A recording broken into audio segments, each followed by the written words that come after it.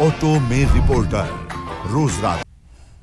नमस्कार, 20 मिनट में 20 खबर में आपका स्वागत है और मैं हूं आपके साथ शिप्रा झा। अगले 20 मिनट में आपको देश और दुनिया की 20 ऐसी बड़ी खबरें बताने वाले हैं जो इस वक्त न केवल सुर्खियों में हैं बल्कि दिलचस्प और अहम भी है। तो शुरू करते हैं 20 मिनट में 20 खबरों का सिलसिला और सबसे पहले देखते हैं राजस्थान की कौन कौन सी खबर इस वक्त अहम है। कोरोना के बढ़ते मामलों को देखते हुए गहलोत सरकार ने प्रदेश भर में 10 मई सुबह 5 बजे से 24 मई तक सख्त लॉकडाउन लगाने का फैसला किया है। प्रदेश में 31 मई तक शादी समारोह में भी रोक लगा दी गई है। हालांकि घर के अंदर 11 मेहमानों की उपस्थिति में शादी की अनुमति दी गई है। दरअसल 5 मंत्रियों की कमेटी ने 31 मई तक शादी समारोह पर रोक लगाने और 24 मई तक सख्त लॉकडाउन लगाने की सिफारिश की थी। 5 मंत्रियों के ग्रुप ने मंत्रिपरिषद की बैठक में रिपोर्ट रखी, जिस पर सहमति बन गई। सोमवार 10 मई से लॉकडाउन के नए प्रावधान लागू होंगे। इसमें पहले से चल रही पाबंदियों को और कड़ा किया गया है। निजी और रोडवेज बसों को भी बंद किया जाएगा। एक जिले से दूसरे जिले में आना जाना बंद रहेगा। आपातकालीन सेवाओं को छोड़ सभी सरकारी दफ्तर पहले की तरह ही बंद रहेंगे। बाजार बंद रहेंगे। आम जरूरतों की चीजें मिलती रहेंगी। शराब की दुकानें भी खुली रहेंगी। लॉकडाउन में पहले की तरह ही फल, सब्जी, दूध, किराना जैसे आम जरूरी चीजें मिलती रहेंगी।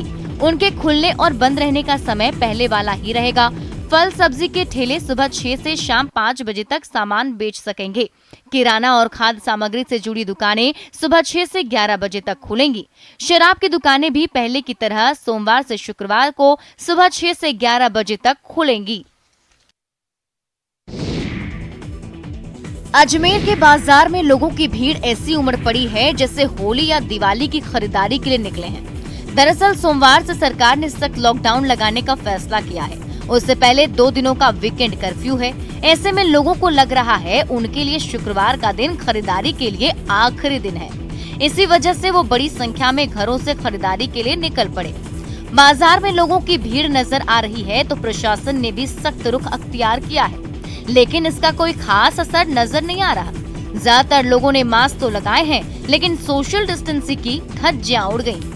कोरोना की बेलगाम होती चेन को तोड़ने के लिए राजस्थान सरकार ने आखिरकार लॉकडाउन लगाने का फैसला ले लिया और सोमवार 10 मई से 24 मई तक का लॉकडाउन लगा दिया गया है। और आज वीकेंड कर्फ्यू से पहले का आखिरी शुक्रवार है और अजमेर के सबसे व्यस्त जो किराना होलसेल व्यापार मार्केट है पड़ाव का, वहाँ की तस्वीर आपको दिखाने किस तरीके से, क्योंकि अब लॉकडाउन का ऐलान सरकार की ओर से हो गया है। कल और परसों वीकेंड कर्फ्यू रहेगा, दुकानें पूरी तरह से बंद रहेंगी। लिहाजा लोग जो हैं वो अपने ज़रूरी किचन का सामान है, किराने का सामान है, उसको लेने के लिए बाजारों में आ रहे हैं। इन लोगों को देखकर ऐसा लग रहा है जैसे इन्हें महामारी का कोई खौफ ही नहीं है। ऐसे खरीदारी करने निकल पड़े हैं जैसे आज की तारीख खरीदारी की आखिरी तारीख हो। सड़कों पर पहले की तरह गाड़ियों का रेला तो नहीं, लेकिन इतनी भी कम नहीं कि कह सके कि सख्ती, कर्फ्यू और लॉकडाउन जैसे फैसलों का कोई असर हो। कोटा से जो तस्वीरें सामने आई वो डराने वाली है। दरअसल सरकार ने सोमवार से लॉकडाउन का जो फैसला किया है और उससे पहले शनिवार और रविवार का जो वीकेंड कर्फ्यू है, उससे पहले लोग खरीदारी के लिए बड़ी संख्या में बाहर निकल गए हैं और इस दौरान उन्होंने कोरोना गाइडलाइंस को ताक पर रख दिया है। कोटा में भी लगातार कोरोना पैर पसार रहा है और जिस तरह से अब सरकार ने निर्णय लिया है लॉकडाउन का, जो लॉकडाउन 10 तारीख से लगाया जाएगा, उसके चलते अब बाजार में आज सुबह का आप कालम देखिए, ये जो सब्जी मंडी बाजार है यहाँ पर लोगों की भीड़ जो है वो साफ तौर पर देखी जा रही है। सोशल डिस्टेंसिंग की पालना जो है वो अभी भी ढंग से लोग नहीं कर पा रहे हैं, नहीं कर रहे हैं। वही गंभीरता जो है वो नहीं बढ़ती जा रही है। इसी का नतीजा है कि लगातार जो है पॉजिटिव रोगियों की तादाद में बढ़ोतरी होती चली जा रही है। जब बाजार में ऐसी भीड़ होगी तो फिर शहरों में कोरोना संक्रमण का हाल का अंदाजा लगाना मुश्किल नहीं है। भरतपुर का हाल भी ऐसा ही है। यहाँ भी कोरोना संक्रमितों की संख्या लगातार बढ़ती जा रही है। भरतपुर प्रशासन की ओर से लाख कोशिशों और सख्ती के बाद भी लोग बाहर निकलने से बाज नहीं आ रहे। खरीदारी के नाम पर वो घंटों घर से बाहर घूम रहे हैं और फ्री में कोरोना वायरस घर ले जा रहे हैं। ऐसे ही लोगों की वजह से गांव-गांव और गली-गली में लोग संक्रमित हो रहे हैं। कोरोना महामारी को लेकर राज्य के मुख्यमंत्री बेहद ही गंभीर नजर आ रहे हैं, लेकिन जनता है उसकी लापरवाही अब भी देखने को मिल रही है। हर चौराहे बाजार में हजारों की तादाद में लोग हैं, भीड़ है, पुलिस भी काफ़ी मुस्तैदी से लगी हुई है, लोगों को समझा रही है, लेकिन फिर भी लोग बाजारों में उमड़ रहे हैं। पुलिस है लगातार गश्त कर रही है, लोगों को समझा रही है, लेकिन फिर भी लोगों की लापरवाही है। हमारे साथ मौजूद है, ये गश्त के दौरान मिले हैं हमें पुलिस अधिकारी हैं। किस तरह लोगों को समझाने में दिक्कत आ रही है, लोग क्यों नहीं मान रहे हैं? लोगों को काफ़ी सख्ती की जा रही है, फिर भी लोग कर्फ्यू के चक्कर में सामान के लिए बाज़ारों में उमड़ रहे हैं। लोगों में बीमारी का भय कम है और सामान खरीदने का ज़्यादा उत्साह कर रहे हैं। सभी लोगों से सख्ती से पेश आकर उनको समझाइश कर मामले को कंट्रोल किया जा रहा है।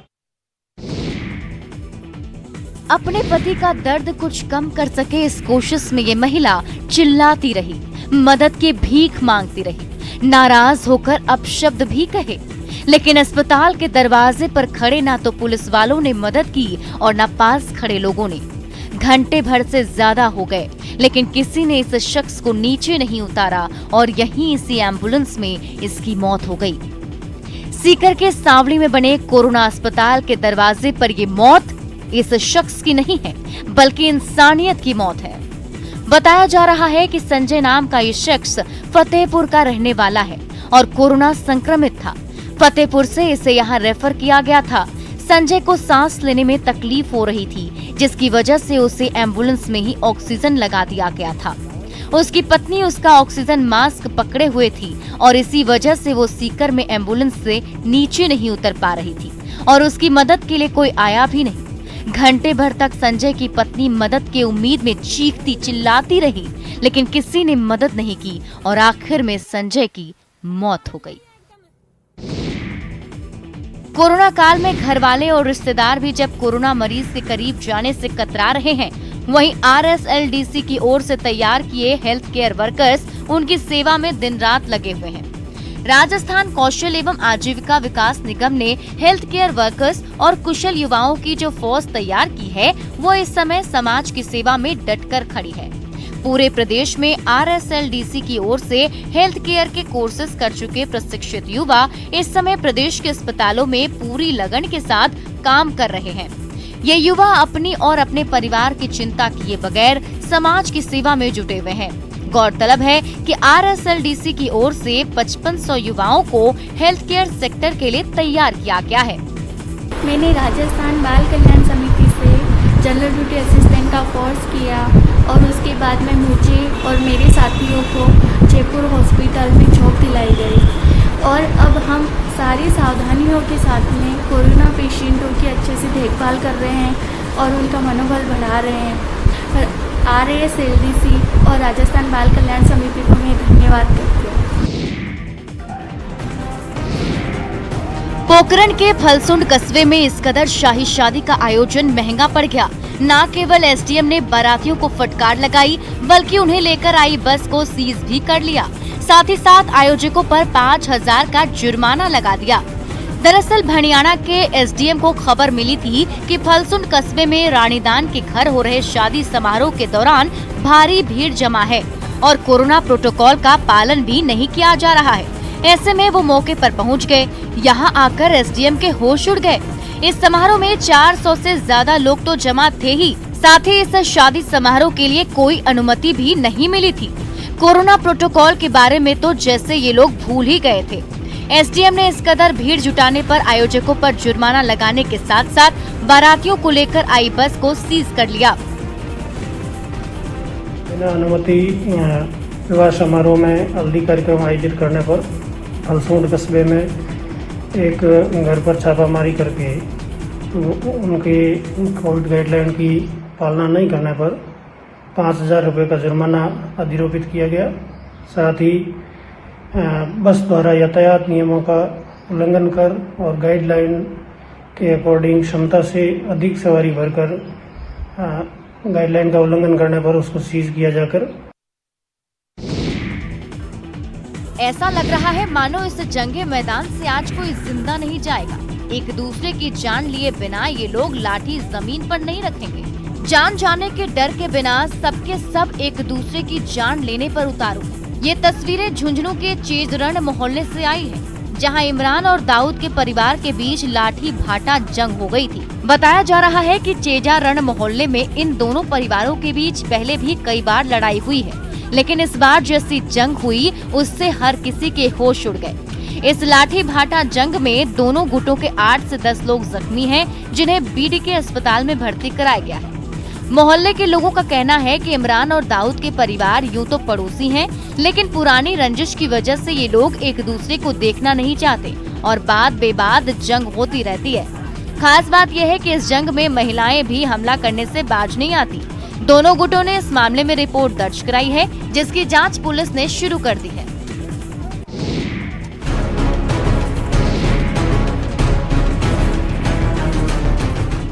जालौर जिले के लाछड़ी गांव में बोरवेल में फंसे 4 साल के मासूम अनिल को गुरुवार देर रात सुरक्षित निकाल लिया गया। इस तरह मौत के मुंह से अनिल के वापस लौटने से उसके घर के लोगों ने राहत की सांस ली और ऊपर वाले का शुक्रिया अदा भी किया। बस रात 11 बजे निकले, हमें की करे एकदम बढ़िया। कितने घंटे अंदर? 18 घंटे रहा और कोई दिक्कत? 18 घंटा रहा, ऑक्सीजन वगैरह सब के अंदर। इसके हिसाब से किसने कैसे निकाला? वो तो निकाला है, नाम मादाराम जी सुधार है, उसने निकाला। आपको बता दें कि रेस्क्यू में लगी एनडीआरएफ की टीम को तो इस मिशन में कामयाबी नहीं मिली, लेकिन स्थानीय माधाराम ने अपने देसी जुगाड़ से रात करीब 2:30 बजे बच्चे को सुरक्षित निकाल लिया। खास बात यह है कि माधाराम ने करीब 25 मिनट में ही बच्चे को सुरक्षित निकाल लिया, जबकि पूरा रेस्क्यू ऑपरेशन करीब 18 घंटे तक चला। बोरवेल में ये बच्चा गुरुवार की सुबह करीब 10:15 बजे गिरा था, 90 फुट की गहराई में जाकर फंस गया था। आप देख सकते हैं कि ये निजी अस्पताल के अंदर मासूम अनिल का इलाज चल रहा है और अनिल ने एक बार मौत को मात देते हुए जो जिंदगी की जंग जीती है, वो कहीं ना कहीं अपने आप में बड़ी बात है।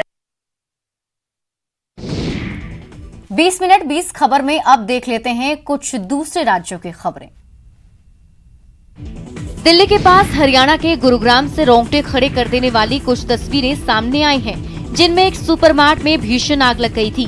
ये आग इमारत की 6ठी मंजिल पर लगी, जिसके खौफनाक रूप का इसी बात से अंदाजा लगाया जा सकता है कि उसने इमारत की 7वीं और 8वीं मंजिल को भी पलक झपकते ही खुद में समेट लिया। खिड़कियों से ऊंची ऊंची लपटें उठने लगी, धुआं इलाके में फैल गया और नीचे सड़क पर लोग इकट्ठा हो गए। फायर ब्रिगेड की टीम अपनी पूरी तैयारी के साथ वहां पहुंची। दमकल कर्मी पानी की तेज धार से आग बुझाने में जुट गए।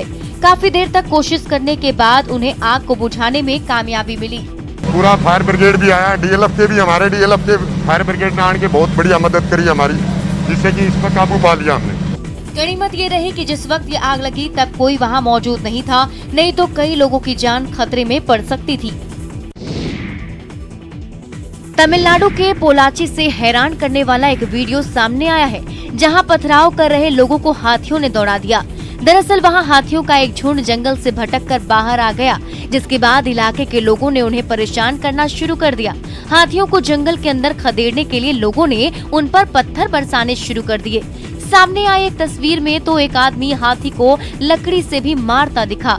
शोर शराबे के बाद हाथी जंगल की तरफ लौटने लगे, लेकिन इसके बावजूद वो लोग उनका पीछा करते रहे।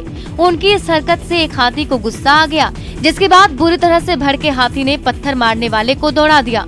इस दौरान हाथी उनके बेहद करीब पहुंच गया। हालांकि उन्होंने एक चट्टान पर चढ़कर किसी तरह अपनी जान बचाई। हाथी के इस हमले से बचने के लिए उधर कुछ लोग तो पेड़ पर चढ़ गए। हालांकि इसके बाद भी वो लोग नहीं सुधरे और उन्होंने हाथी को परेशान करना जारी रखा। इस दौरान उन्होंने अपनी जान की भी परवाह नहीं की। बाद में ये हाथी जंगल के अंदर चला गया। पटना के IGIMS अस्पताल में कॉन्ट्रैक्ट पर काम कर रहे स्वास्थ्य कर्मियों ने वेतन बढ़ाने की मांग पर हंगामा कर दिया। हंगामा करने वाले कर्मचारियों ने आरोप लगाया कि कोरोना संकट में उन्हें अस्पताल की तरफ से जरूरी सुविधाएं तक नहीं मिल रही, जिसके बाद उन्होंने काम ठप करके अस्पताल के अंदर ही शोर शराबा शुरू कर दिया। घटना की खबर मिलते ही अस्पताल प्रबंधन के अधिकारी भी वहां पहुंचे और उन्होंने हंगामा करने वालों पर सख्त रुख अपनाया। हुल्लड़बाजी करना है कोविड में तो प्लीज चले जाइए, नहीं सर कोविड में तब जाइए। कुछ देर तक समझाने के बाद भी जब लोग नहीं माने तो उन्हें जबरन एक हॉल में भेजा गया, ताकि वहां बैठकर उनकी समस्याएं सुनी जा सकें। हालांकि इसके बाद भी वहां काफी देर तक काम ठप पड़ा रहा।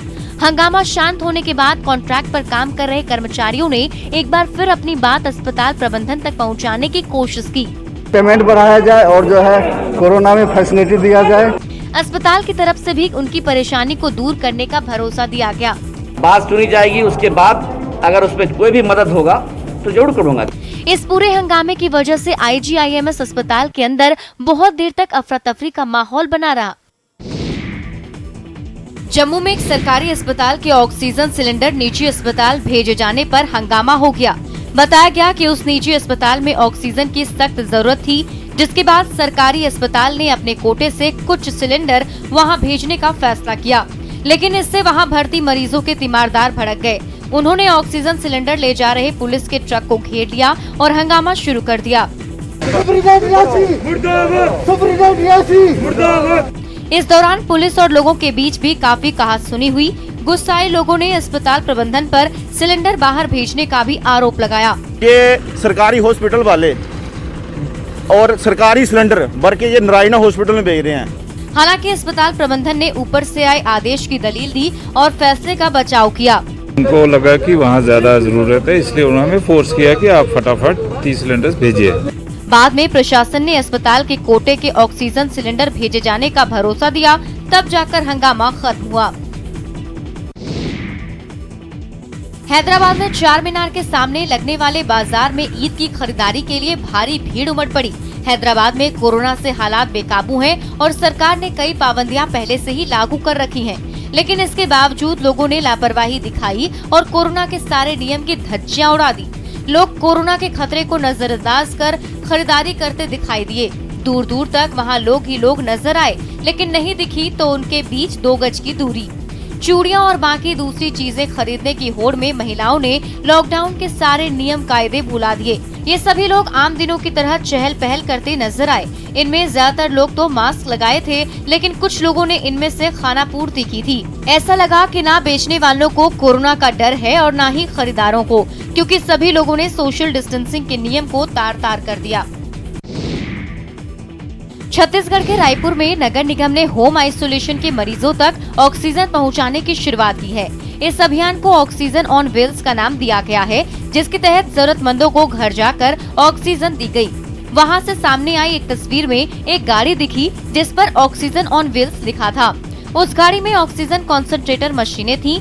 कुछ देर बाद ये गाड़ी एक सोसाइटी के बाहर पहुंची और फिर वहां एक घर में क्वारंटीन मरीज को ऑक्सीजन दी गई। बताया गया कि कोरोना मरीजों को नगर निगम की तरफ से ये सेवा मुफ्त में दी जा रही है। कोविड संक्रमित मरीजों के लिए ऑक्सीजन कंसंट्रेटर की निःशुल्क घर पहुंच सेवा आपके लिए। होम आइसोलेशन के मरीजों को इस तरह की सेवा देने की पहल की लोगों ने तारीफ की। बहुत फायदा हो रहा है लोगों को, घर में सारी सुविधाएं मिल सकती है, ऑक्सीजन के लिए भटकना नहीं पड़ रहा है। फिलहाल ये सुविधा सिर्फ रायपुर शहर के लोगों को दी जा रही है, लेकिन इसमें प्रदेश के और भी शहरों को जोड़ने का प्लान तैयार किया जा रहा है। कोरोना से जूझ रहे मरीजों के इलाज में जुटे कुछ डॉक्टरों ने उनका मनोबल बढ़ाने के लिए एक अनोखा तरीका निकाला है। कई जगहों से ऐसी तस्वीरें सामने आई जहां डॉक्टरों ने मरीजों को ठीक करने के लिए म्यूजिक का भी सहारा लिया, जिसकी एक तस्वीर गुजरात के अहमदाबाद में मौजूद सरदार वल्लभ भाई अस्पताल से भी सामने आई। वहां पीपीई किट पहने 3 डॉक्टर कोरोना मरीजों के बीच पहुंचे। उनमें से एक के पास गिटार था। इलाज के दौरान मरीजों का तनाव मिटाने के लिए उन्होंने वार्ड में गाना गाया और उनका दिल बहलाने की कोशिश की।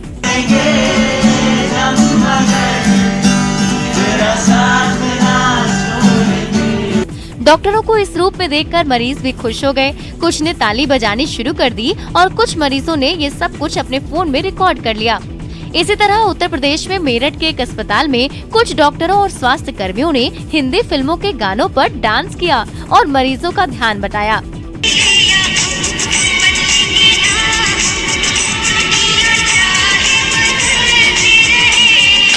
उनकी ये कोशिश रही कि मनोरंजन के इस तरीके से मरीज अच्छा महसूस करें।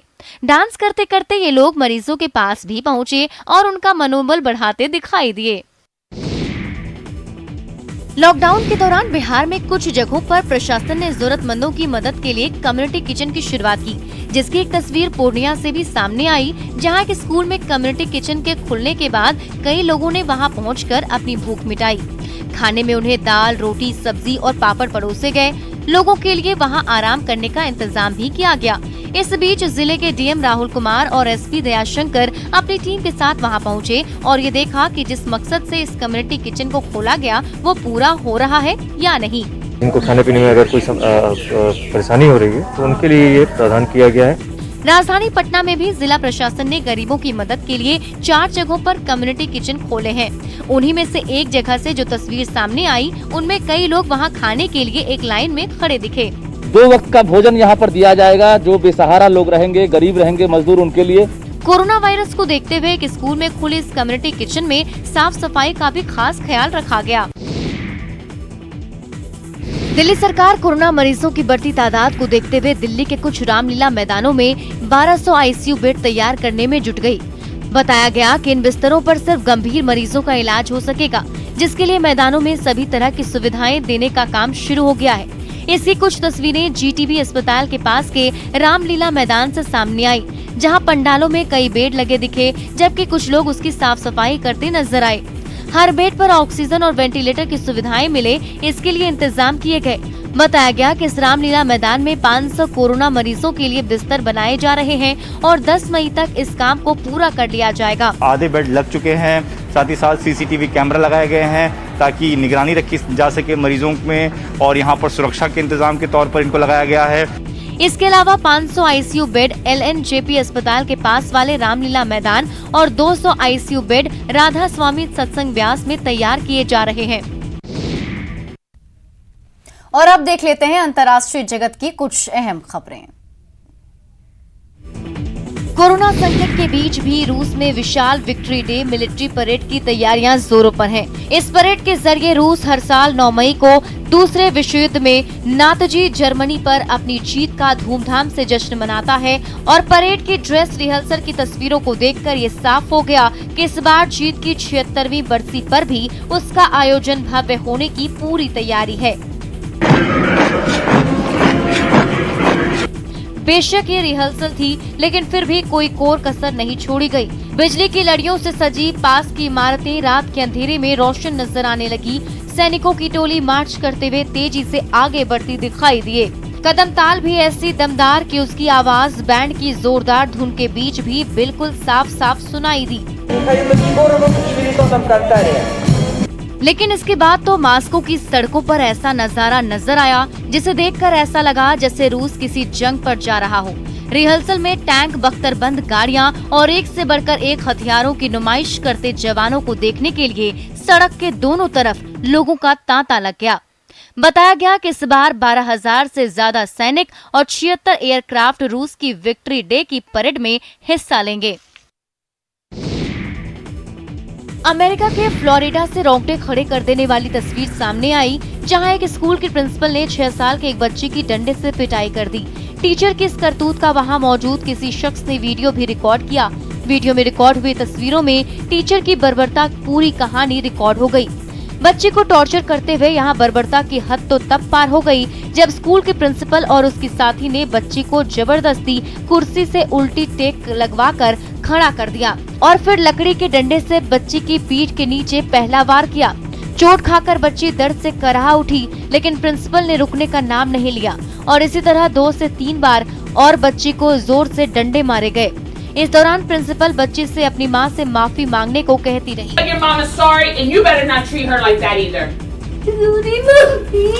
बताया जा रहा है कि प्रिंसिपल ने बाद में उल्टा मां पर ही लापरवाही का आरोप लगा दिया और कहा कि पिटाई के दौरान वो अपनी बच्ची को बचाने तक नहीं आई।